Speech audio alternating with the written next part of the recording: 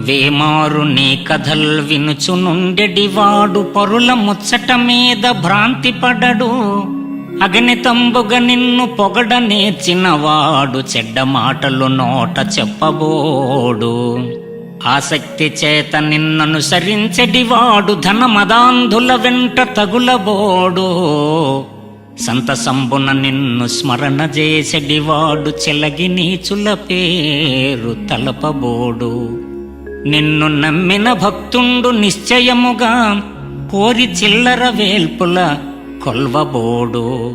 భూషణ వికాస శ్రీధర్మపుర నివాస దుష్ట సంహార నరసింహ దురిత దూర.